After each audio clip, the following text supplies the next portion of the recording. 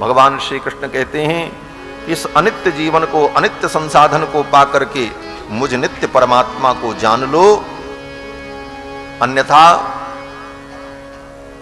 तुम मूढ़ हो। अगर ये कार्य तुमने नहीं किया तो तुमने मूढ़ता की। नमाम दुष्कृतिनो मूढ़ाः प्रपद्यन्ते नराधमा। जो मूढ़ हैं, दुष्कृति हैं, नर नहीं नराधम हैं, ऐसे जीव मेरी शरण में नहीं आते।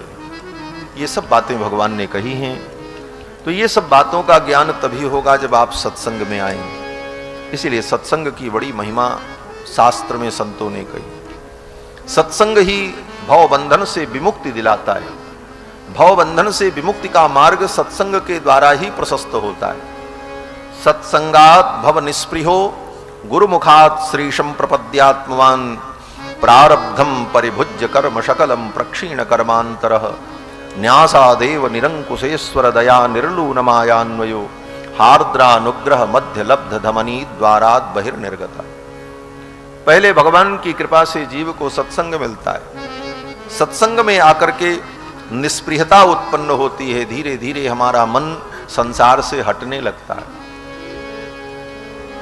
फिर बोले गुरु मुखात श्रीशं प्रपद्यात्मवान, फिर कोई सदगुरु मिल जाते हैं और उनके माध्यम से जीव भगवान की शरणागति कर लेता है, आत्मसमर्पण कर देता है। श्रीशं प्रपद्यात्मवान। और फिर भगवान की शरणागति कर लेने पर संचित, क्रियमाण, करिष्यमाण, इन 3 प्रकार के कर्मों से वो मुक्त हो जाता है। लेकिन चौथा कर्म जो प्रारब्ध है उसे भोगना पड़ता है। और प्रारब्ध को भी भगवान की इच्छा मान करके जीव शरणागत भक्त भोग लेता है। प्रारब्धम परिभुज्य कर्म सकलम प्रक्षीण कर्मांतरः। संचित, क्रियमाण, करिष्यमाण जो कर्म है वो भगवान के द्वारा नष्ट हो जाते हैं। प्रारब्ध को जीव भोग लेता है और भोग करके समाप्त कर देता है।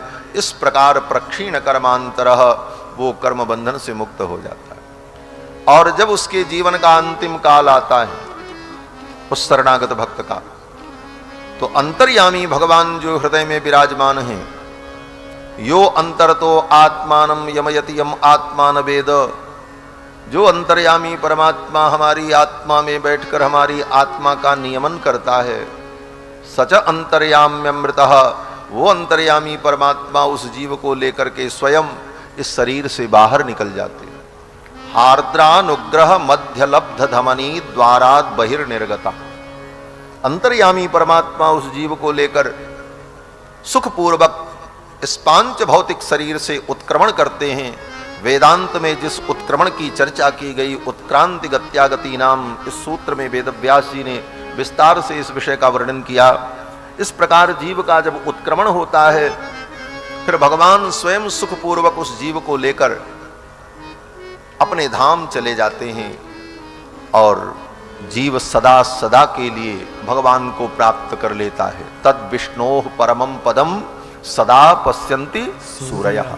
सदा के लिए उस पद को प्राप्त कर लेता। वही एक ऐसा पद है जो सदा के लिए मिलता है। बाकी जितने पद हैं वो यदा कदा के लिए हैं, सदा के लिए नहीं। यदा कदा, जब कभी, लेकिन सदा, बोले सदा के लिए तो एक ही पद है, भगवान का पद, भगवान का पादारविंद। बाकी कोई भी पद मिल जाए वो सदा नहीं रहेगा।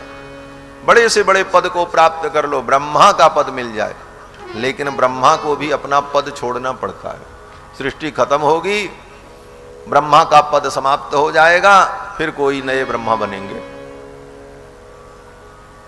भगवान का पादारविंद ही, भगवत धाम ही एक ऐसा पद है जो पद जल्दी मिलता नहीं, और मिल जाए तो फिर सदा के लिए मिलता है। तद विष्णोः परमं पदम सदा पश्यन्ति सूरयः। उसी परम पद की प्राप्ति जीव का परम लक्ष्य है, और इसी लक्ष्य को केंद्र में रखकर समस्त शास्त्र प्रवृत्त होते। भले आप शास्त्र को पढ़ो तो शास्त्र में बहुत सारी बातें हैं, ये पूजा कर लो ये फल मिल जाए, ये पूजा करो ये लोक मिल जाए, ये पूजा कर लो ये फल मिले। लेकिन उन सारे शास्त्र के वचनों का पर्यवसान भगवत प्राप्ति में ही निहित है।